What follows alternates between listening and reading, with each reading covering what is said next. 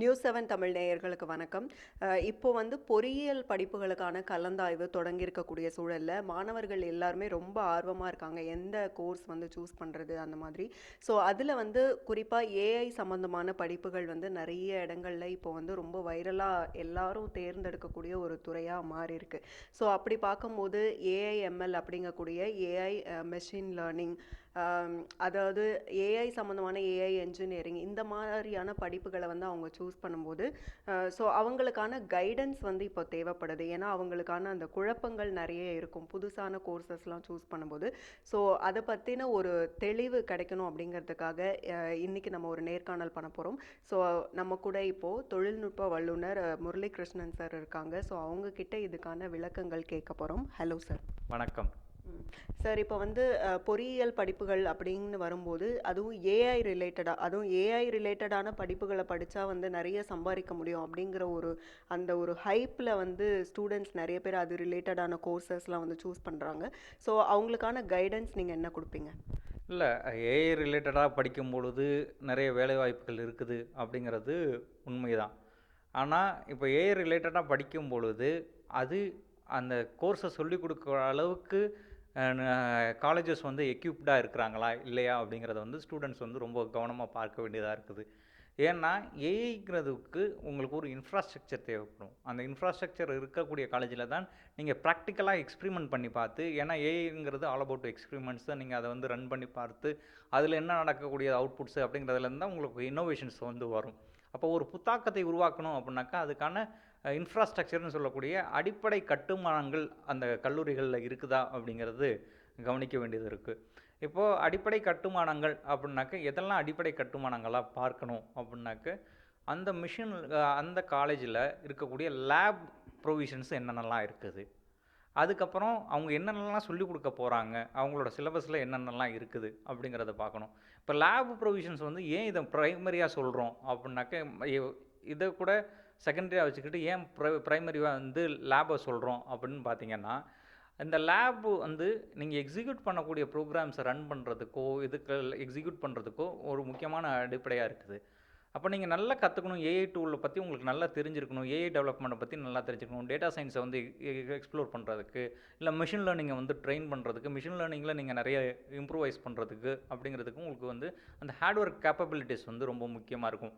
அப்போது அந்த வன்பொருள்னு சொல்லக்கூடிய ஹார்ட்வேர் வந்து என்னென்ன ரெக்குயர்மெண்ட்ஸ் இருக்குது, இப்போ குறைந்தபட்சம் ஒரு ஏஐ இதை வந்து ரன் பண்ண போகிறாங்க, ஒரு ஏஐ கோர்ஸை தேர்ந்தெடுக்கும் பொழுது அந்த லேபில் வந்து எவ்வளோ ஜிபியூஸ் இருக்குது, என்ன மாதிரியான ஜிபியூ ப்ராசஸஸ் யூஸ் பண்ணுறாங்க, NVIDIA 4080, 4090, 3060, ஹெச்எக்ஸ் சீரீஸு, இந்த மாதிரியான HX100 இந்த மாதிரியான இதெல்லாம் எக்யூப்மெண்ட்ஸ்லாம் இருக்குதா, இல்லை க்ளவுடில் தான் ரன் பண்ணி பார்க்க போகிறாங்கன்னா க்ளவுடில் டிபியூஸ் என்ன மாதிரியான டிபியூஸ்லாம் வச்சுருக்கிறாங்க, அதாவது டென்சார் ப்ராசஸிங் யூனிட்ஸ்னு சொல்லுவோம், அந்த டென்சார் ப்ராசஸிங் யூனிட்ஸ்லாம் இருக்குதா இல்லையா அப்படிங்கிறதெல்லாம் பார்த்துட்டு செலக்ட் பண்ணுறதுங்கிறது வந்து ரொம்ப முக்கியமானதாக இருக்கும். ஏன்னா இப்போ எல்லாரும் ஏஐ அப்படிங்கிறது ஏஐ மோகத்தில் வந்து எல்லாரும் என்ன பண்ணுவாங்க அப்படின்னாக்க எல்லாரும் ஒரே கோர்ஸுக்காக போய் தேடுவாங்க. இல்லைன்னா AI data science, AIML, AI DevOps engineering இந்த மாதிரியான கோர்சஸுக்கெல்லாம் போவாங்க. அப்போது ஏன்னா இப்போது அதுக்கு ஒரு க்ரேஸ் இருக்குது, அதுக்கு ஒரு இது இருக்குது அப்படிங்கிறதுனால அதை நோக்கி ஓடுறாங்க. ஆனால் அப்படி எல்லாருமே ஏஐ போய் இது ஆகணுமா அப்படின்னு கேட்டால் தேவையில்லை. அவங்க கோர் கம்ப்யூட்டர் சயின்ஸே எடுக்கலாம். அந்த கோர் கம்ப்யூட்டர் சயின்ஸ் எடுக்கும் பொழுது என்னன்னாக்க நீங்கள் எல்லா வகையிலையும் போகலாம். ஏஐஎம்எல்ல தாண்டி இருக்கக்கூடிய நீங்கள் வந்து ஒரு அப்ளிகேஷன்ஸ் டெவலப் பண்ணக்கூடியதில், இல்லை புதுசாக ஒரு ஆப்ரேட்டிங் சிஸ்டம் உருவாக்கக்கூடியதுலேருந்து, இல்லை பைத்தானை வச்சுக்கிட்டு வேறு வேறு டெக்னாலஜிஸ்குள்ளே போகிறதுலேருந்து, ஐஓடிஸ்க்கு இப்போ ஈஸிஇ கூட எடுக்கலாம். ஈஸிஇ கம்ப்யூட்டர் சயின்ஸில் இருக்கிறவங்க இன்டர்நெட் ஆஃப் திங்ஸ்னு சொல்லக்கூடிய ஐஓடி டிவைசஸ்க்கு போகலாம், க்ளவுட் கம்ப்யூட்டிங்க்கு எடுக்கிறதுக்கு போகலாம், இப்படி நெட்வொர்க்கிங் செக்டார்ஸ்க்கு போகலாம், இப்படி நிறைய விஷயங்கள், சைபர் செக்யூரிட்டி, இப்படி நிறைய விஷயங்களுக்கு இருக்கக்கூடியதுக்கு உங்களுக்கு ஒரு ப்ராடான ஆப்பர்ச்சுனிட்டிஸை வந்து கம்ப்யூட்டர் சயின்ஸ் இன்ஜினியரிங் வந்து உருவாக்கி கொடுக்கும். அதனால் எல்லாரும் போய் ஒரே இடத்துல ஸ்ட்ரக்காகி நிற்க வேண்டிய அவசியம் இல்லை. ஒரு டேட்டா இன்ஜினியராக மாறுறதுக்கு, ஒரு டேட்டா சயின்ஸ் இருக்கிறதுக்கு, ஒரு ஸ்ட்ரக்சரல் அனாலிசிஸ்க்கான ஒரு இதுவாக இருக்கிறதுக்கு, அப்படி ஒரு இன்ஜினியர் ஆகிறதுக்கு உங்களுக்கு கம்ப்யூட்டர் சயின்ஸ் இன்ஜினியரிங்கே நல்ல கோர் காம்படன்ஸ் இருக்கக்கூடிய இது. இதில் வந்து நிறைய எக்ஸ்பீரியன்ஸ்டு ப்ரொஃபஸர்ஸும் இருப்பாங்க. இப்போ ஏஐயில் வந்து பார்க்கும்பொழுது அதுலயுமே வந்து இப்போ சில ப்ரொஃபசர்ஸ் தான் ஹை ப்ரொஃபைல்டு ப்ரொஃபசர்ஸாக இருப்பாங்க. சொல்லிக் கொடுக்குறதுல வந்து இது இருக்கும். ஆ, பல பேருக்கு வந்து இப்போ கிராஃபிக்ஸ் கார்டு தேவையா இல்லையா அப்படிங்கிறக்கூடிய டிபேட்ஸ்லாம் இருக்கும். இப்போ டிபியூன்னு சொல்லுவாங்க, டேட்டா ப்ராசஸிங் யூனிட்ஸ்னு தனியாகவே இருக்குது. அப்போ டேட்டா ப்ராசஸிங் யூனிட்ஸை பற்றி இருக்கிறதுக்கு அப்படியான யூனிட்ஸ் எல்லாம் யூஸ் பண்ணுறாங்களா அப்படிங்கிறதெல்லாம் ஒரு காலேஜை வந்து சூஸ் பண்ணும் பொழுதோ இல்லை இந்த கோர்ஸை சூஸ் பண்ணும் பொழுதோ இதெல்லாம் இருக்குதா அப்படிங்கிற அடிப்படை இருந்துச்சுன்னா அந்த மாணவர்கள் வந்து நல்லா படித்து இந்த ஏஐல ஷைன் பண்ணுறதுக்கான சான்சஸ் இருக்குது. ஒரு பக்கம் இந்த மாதிரி கோர்சஸ் சூஸ் பண்ணுறாங்க. ஆனால் சில இப்போது நிறைய முன்னணி ஐடி கம்பெனிஸ்லாம் இருக்காங்க. நிறைய கம்பெனிஸ் வந்து 12th முடித்த உடனே வந்து நாங்கள் ட்ரெயின் பண்ணி எங்களுக்கு வந்து அவங்கள எடுத்துக்கிறோம் அப்படின்னு சொல்லி எடுக்கிறாங்க ஸ்டூடெண்ட்ஸை. ஆனால் இப்போது இன்கேஸ் நீங்கள் வந்து எக்யூப்டாக இல்லை, நீங்கள் வெளியே போங்கன்னு ஆஃப்டர் 1 இயர் கழிச்சோ இல்லை 2 இயர்ஸ் கழிச்சோ வந்து அந்த அவங்கள வெளியில் தள்ளும் போது, ஸோ அவங்க கையில் அப்போது ஒரு டிகிரி கூட இருக்காது. ஸோ அதுக்கப்புறம் அவங்களுடைய அந்த எஜுகேஷன் வைஸ் அவங்களோட கெரியர் வைஸ் எல்லாமே பாதிக்கப்படும் இல்லையா? அதை பற்றி சொல்லுங்கள். இல்லை, ஆக்சுவலாக அது உண்மைதான். என்ன அப்படின்னு கேட்டிங்கன்னா, இப்போது முன்னணி நிறுவனங்களில் இப்போ சில குறிப்பிட்ட ஒரு 3-4 நிறுவனங்கள் தான் இந்த மாதிரியான இதை பண்ணுறாங்க. அவங்க வந்து என்ன பண்ணுறாங்க அப்படின்னாக்க, ஒரு இன்ஜினியர்ஸை உருவாக்குறது இல்லை, அவங்க வந்து ஒரு ஒர்க் ஃபோர்ஸை உருவாக்குறாங்க. அவங்களுக்கு தேவையான ஒரு ஒர்க் ஃபோர்ஸை உருவாக்குறாங்க. அப்போ அந்த தேவையான ஒர்க் ஃபோர்ஸை உருவாக்குறாங்கன்னா அவங்களுக்கு தேவையான இருக்கக்கூடிய இந்த மோல்டிங் தான் இருக்குது. ஆனால் சொல்லும்போது வந்து என்ன சொல்லுவாங்கன்னா, நீங்கள் வந்து ஒரு அசோசியேட் சாஃப்ட்வேர் இன்ஜினியராக இல்லை ஒரு டிசைனராக இந்த மாதிரியான வெப் டிசைனராக வரலாம், இல்லை நீங்கள் இந்த மாதிரி மேனேஜ்மெண்ட் டூல்ஸ் இது பண்ணலாம், இப்படியெல்லாம் ஒரு கவர்ச்சிகரமான சொல்லை பயன்படுத்துவதும், அப்புறம் வந்து நீங்கள் ஒரு டேட்டா சயின்டிஸ்ட்டாக இருக்கலாம், டேட்டா அனலிஸ்ட்டாக மாறலாம், இப்படியான விஷயங்கள்லாம் சொல்கிறது அப்படிங்கிறது வந்து என்னென்னா, இப்போ இருக்கக்கூடிய காலகட்டத்தில் வந்து இன்ஜினியரிங் படிக்கிறது வேஸ்ட்டு அப்படின்னு ஒரு கருத்துருவாக்கத்தை ரொம்ப காலமாக வந்து சொல்லிட்டு இருக்கிறாங்க. இன்ஜினியரிங் படித்தவங்களுக்குலாம் வேலையே இல்லை, தெருவுக்கு இப்போ ஒரு தெருவில் நுழைஞ்சிங்கன்னா நிறைய இன்ஜினியர்ஸ் இருக்கிறாங்க, இப்படியெல்லாம் வந்து சொல்லக்கூடிய ஒரு இது இருக்குது. அதுலேயும் வந்து இன்னும் காமிக்கலாக நிறைய இதில் வந்து கிண்டல் பண்ணாக்க, நீ நீ இன்ஜினியரா அப்போ வேலை கிடைக்காதே அப்படின்னு சொல்லக்கூடிய டோனில் தான் இருக்கும் பொழுது இவங்க வந்து என்ன சொல்கிறாங்க, நாங்கள் வேலையோடு உருவாக்கி கொடுக்குறோம் அப்படின்னு சொல்கிறதில்ல, இந்த போஸ்டிங்கை மட்டும் அவங்க சொல்லுவாங்க. Software engineer, associate software engineer, இந்த மாதிரியான ரோல்ஸை வச்சு டிஃபைன் பண்ணி அந்த உங்களுக்கு இது கொடுக்குறோம் அப்படின்னு சொல்லிட்டு +2க்கு அப்புறம் அவங்கள வந்து இது பண்ணுறது. இது மேலோட்டமாக பார்க்கும் பொழுது அவங்களுக்கு ஏதோ வந்து ஒரு நல்லது செய்கிற மாதிரி இருந்தாலும் கூட உண்மையிலே அப்படி ஒரு நல்லதா அப்படின்னு கேட்டிங்கன்னா கிடையவே கிடையாது. காரணம் என்ன அப்படின்னாக்க, ஒரு 12ஆம் வகுப்பு முடித்த பிறகு அப்படின்னு அவங்க வந்து ஒரு வருஷம் இந்த கோர்ஸை படிக்கிறாங்க. சில இடங்களில் ஃப்ரீயாக இருக்குது, சிலங்க காசு வாங்கிக்கிட்டு பண்ணுறாங்க. இப்போது அந்த காசு கட்டி படிக்கும் பொழுது என்ன நடக்கும் அப்படின்னாக்க, அந்த சர்டிஃபிகேட் அப்படிங்கிறது வந்து ஒன்று வேலிடா அப்படின்னு கேட்டிங்கன்னா வேலிடாக இருக்காது. +2 தான் அவங்களோட ஹையஸ்ட் எஜுகேஷன் வந்து பார்த்திங்கன்னா +2வாக தான் இருக்கும். ஏன்னா இந்த சர்டிஃபிகேட்ஸை வந்து எந்த ஆத்தரைஸ்டு யூனிவர்சிட்டியோ எந்த ஆத்தரைஸ்டு இதுவோ வந்து கொடுக்காது. அது ஒரு நிறுவனம் கொடுக்கக்கூடிய சர்டிஃபிகேட். அந்த நிறுவனம் கொடுக்கக்கூடிய சர்டிஃபிகேட்டுங்கிறது வந்து ஒரு சில நிறுவனங்களில் ஏற்றுக்கொள்ளப்படலாம், இல்லைன்னா ஏற்றுக்கொள்ளாமலும் போகலாம். அப்படிங்கும் பொழுது அவங்க அந்த நிறுவனத்தை விட்டு வரும் பொழுது அவங்க வந்து ஒரு +2 குவாலிஃபைடாக தான் இருப்பாங்க. அப்போது இங்கேருந்து ஒரு பன்னாட்டு நிறுவனங்களுக்கு போய் வேலை பார்ப்பது அப்படிங்கிறது வந்து அங்கே குறைஞ்சி போயிடும்.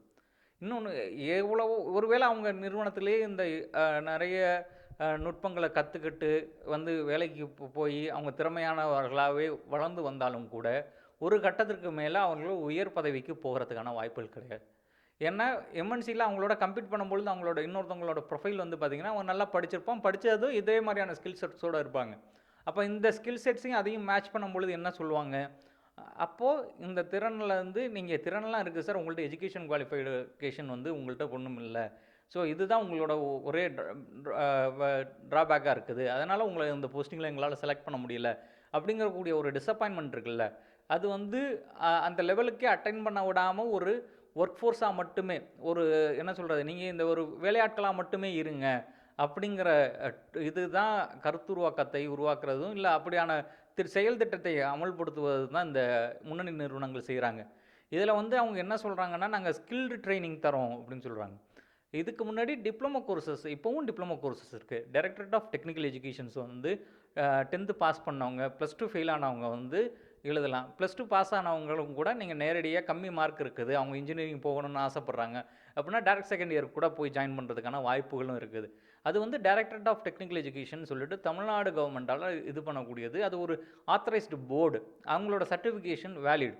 10த்துக்கு அப்புறம் 3 வருஷம் படித்தால் அவங்க ஒரு டிப்ளமோ ஹோல்டர், டிப்ளமோ இன்ஜினியராக இருப்பாங்க. இவங்க +2க்கு அப்புறம் ஒரு இது படித்ததுனால அவங்க என்னவா இருப்பாங்கங்கிற கேள்வி இருக்கு இல்லையா? அந்த கேள்விக்கு வந்து இவங்களுக்கு வந்து என்ன சொல்லுவாங்கன்னா, ஸ்டைஃபண்ட் படிக்கும்பொழுதே வந்து 6 மாதம் கழிச்சு அவங்க ஸ்டைஃபண்ட் வாங்குவாங்க. ரூ. 10,000 இன்சென்டிவோட அவங்க வந்து இது பண்ணுறாங்க, இன்டர்ன் பண்ணுறாங்க. அதுக்கப்புறம் வந்து வருஷத்துக்கு வந்து ரூ. 2,00,000 சம்பாதிப்பாங்க. ரூ. 1,70,000 ரூ. 2,00,000 வரைக்கும் சம்பாதிப்பாங்க அப்படின்னு சொல்கிறது அப்படிங்கிறது பார்த்தீங்கன்னா, இவங்க செலெக்ஷன் கிரைட்டீரியாவிலே 75 விழுக்காடு மேக்ஸில் வந்து மார்க் இருக்கணும்னு சொல்கிறாங்க.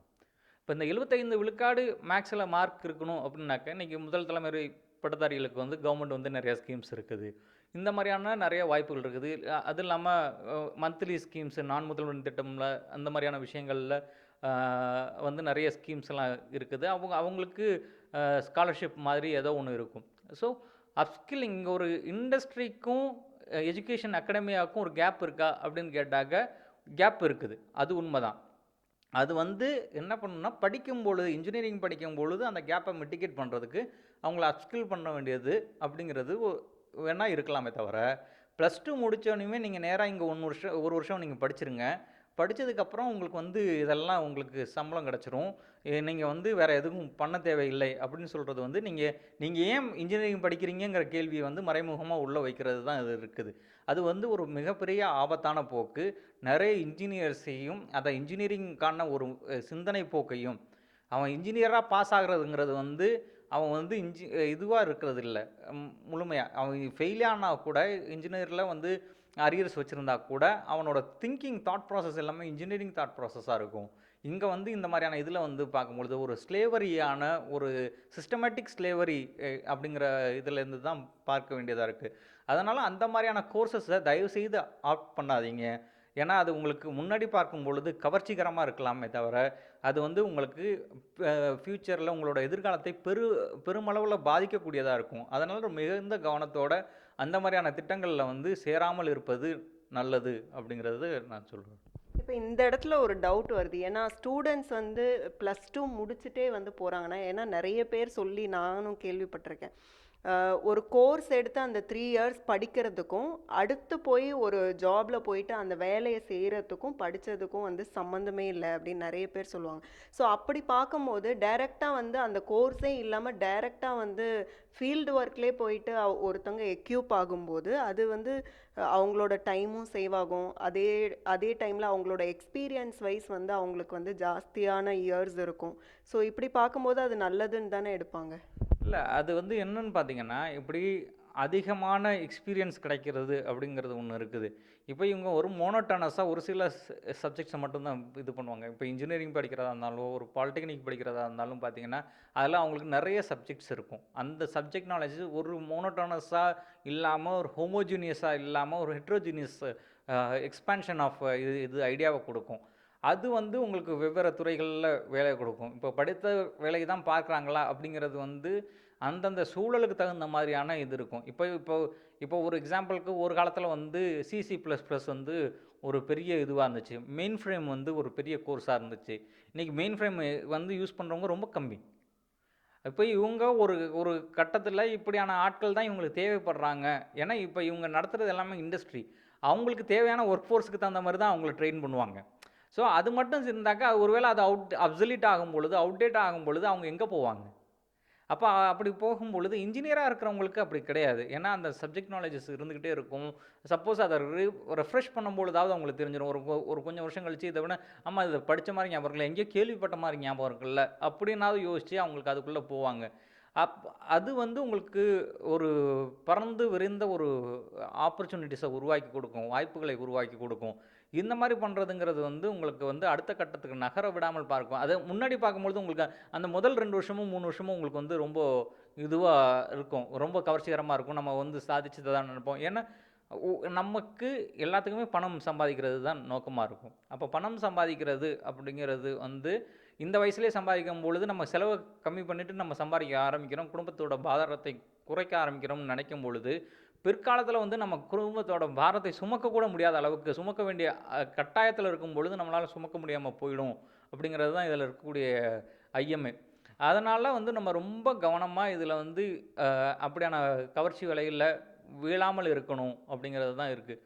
இதில் சில நிறுவனங்கள் வந்து சொல்லுவாங்க, நாங்கள் நீங்கள் இங்கே இந்த கோர்ஸை என்ரோல் பண்ணிவிட்டேன், நீங்கள் வந்து ஆன்லைனில் படிக்கலாம், சில யூனிவர்சிட்டிஸில் உங்களுக்கு வந்து இந்த கோர்சஸ்லாம் கொடுப்பாங்க அப்படின்னு சில பேர் சொல்கிறாங்க. ஆனால் அது வந்து அந்த ஆன்லைன் சர்டிஃபிகேஷன்ஸ் எவ்வளோ தூரம் வேல்யூ? கொஞ்ச காலத்துக்கு முன்னாடி வந்து ஓப்பன் எஜுகேஷன் சிஸ்டமில் ஓப்பன் யூனிவர்சிட்டிஸில் நீங்கள் படிக்கலாம் அப்படின்னு இருந்தது வந்து 8வது பிறகு இருக்கவங்க ஓப்பன் யூனிவர்சிட்டிஸில் வந்து பிஏ போடுவாங்க, எம்ஏ போடுவாங்க. இந்த மாதிரியான அடுத்தடுத்து கோர்சஸ்லாம் டிஸ்டன்ஸ் எஜுகேஷன்ஸில் தொலைதூர கல்வியில் படித்தாங்க. ஆனால் அவங்க வந்து கவர்மெண்ட் வேலைக்கு அப்ளை பண்ண முடியாதுன்னு ஒரு ரூல்ஸ் இருக்குது. அப்போ ஸ்டேட் கவர்மெண்ட்டுக்கு இந்த மாதிரி ஆன்லைனில் படிக்கிறவங்களுக்கு இந்த வேலிட் இருக்குது, இந்த வேல்யூஸ் இருக்குதுன்னு இந்த யார் அக்ரிடேட் பண்ணுறா? இப்போ வந்து இப்படியெல்லாம் இருக்கிறவங்கள வந்து யூஜிசி வந்து சொல்லிருச்சா, யூனிவர்சிட்டி கிராண்ட் கமிஷன் வந்து ஆன்லைன் கோர்சஸ் படித்தவங்க வந்து ஆன்லைன் பிஇ படித்தா கூட ஓகே அப்படின்னாக்கா நாங்கள் அவங்க எம்ப்ளாயபிள் தான், கவர்மெண்ட் ஜாப்ஸ்க்கு வந்து அப்ளை பண்ணிக்கலாம். ஹையர் ஸ்டடீஸ்க்கு ஆன்லைன் கோர்சஸ் வந்து வெளிநாட்டில் போய் படிக்கணும்னு ஆசைப்பட்றவங்க ஆன்லைன் கோர்சஸ் படிச்சிட்டாக்கா அவங்க போய் ஜாயின் பண்ணிக்கலான்னு எங்கேயாவது ஏதாவது இருக்கா? யூனிவர்சிட்டி நார்ம்ஸ் படி இப்போ வரைக்கும் நீங்கள் ஃபாரினில் போய் ஒரு எஜுகேஷனை வந்து போஸ்ட் கிராஜுவேட் படிக்கணும் அப்படின்னாக்கா யூனிவர்சிட்டி கோர்ஸில் இந்த டியூரேஷன்ஸில் இதை ஃபுல் டைமில் படிச்சிருக்கீங்களா அப்படின்னு தான் கேட்பாங்க. ஸோ இது பார்ட் டைமில் படிக்கக்கூடிய இது எப்படி அவ்வளோ வேலிடாக இருக்க முடியும்? அப்போ ஒரு வருஷம் கழித்து தான் நீங்கள் இந்த இது போய் படிக்க முடியும்னா, ஒரு வருஷம் கழித்து நீங்கள் திரும்ப 4 வருஷம் தான் படிக்க போகிறீங்க. அப்போ இந்த இடையில இருக்கக்கூடிய இந்த ஒரு வருஷம் வேஸ்ட் இல்லையா? அப்போ மொத்தம் 5 வருஷம் ஆகுது இல்லையா? இப்போ இந்த 5 வருஷம் நீங்கள் வேலை பார்த்துட்டே படிக்கும் பொழுது நீங்கள் வேலையோட ஒர்க் ப்ரெஷர்லேருந்து நீங்கள் அதை படித்து முடிக்க முடியுமா? எவ்வளோ பேரால் முடிக்க முடியும்? இப்படி இதை வந்து என்ன அப்படின்னு கேட்டிங்கன்னா, ஒரு ஒர்க் ஃபோர்ஸை வந்து ஒர்க் ஃபோர்ஸாகவே வச்சுக்கிறதுங்கிறது தான் இதோட இதுவே தவிர, இவங்க வந்து ரொம்ப கம்மியானவங்க தான் வந்து இதில் ஃபுல்லாக டிகிரி முடிச்சுட்டு போகிறவங்களா இருப்பாங்க. அப்படிங்கும்போது இங்கே கிராஸ் என்ரோல்மெண்ட் ரேஷியோ இருக்கு இல்லையா, அவங்க கிராஜுவேட்டாக என்ரோல் ஆகிறது இருக்குல்ல, அது ஆட்டோமேட்டிக்காக குறைஞ்சிரும். இது இன்னமும் வந்து பொலிட்டிக்கலாக பார்த்தோம் அப்படின்னாக்கா, தமிழ்நாடு வந்து இந்த ஜிஇஆர் அப்படின்னு சொல்லக்கூடிய இந்த என்ரோல்மெண்ட் ரேஷியோவில் வந்து பார்த்தீங்க அப்படின்னாக்கா, இப்போவும் ஒரு முன்னணி இடங்களில் தான் இருக்குது. தமிழ்நாடு முதல் இல்லைன்னா 2வது இடத்துல அப்படி தான் இருக்கும். இப்போ இந்த மாதிரியான விஷயங்கள் வரும்பொழுது ஹையர் ஸ்டடீஸுக்கு போகக்கூடிய இதை வந்து என்ரோல்மெண்ட் வந்து குறைஞ்சி போயிடும். அப்படி குறைஞ்சி போகிறதுங்கிறதுனால இந்த தமிழ்நாட்டோட ஒட்டுமொத்த இதையும் பார்க்கும்பொழுது அந்த ஒட்டுமொத்த விழுக்காடுமே அது குறைந்து போகிறதுக்கான வாய்ப்புகள் இருக்குது. இந்த அபாயத்தையும் பார்க்க வேண்டியதாக இருக்குது. அவங்களுக்கு வந்து ஒரு குறுகிய காலகட்டத்தில் ஒரு இது நடக்குதுங்கிறத மட்டும் பார்க்காமல் இது மொத்த தமிழ்நாட்டையும் வந்து பின்னுக்கு தள்ளுவதற்கான வாய்ப்புகளும் இதில் நிறைய இருக்குது.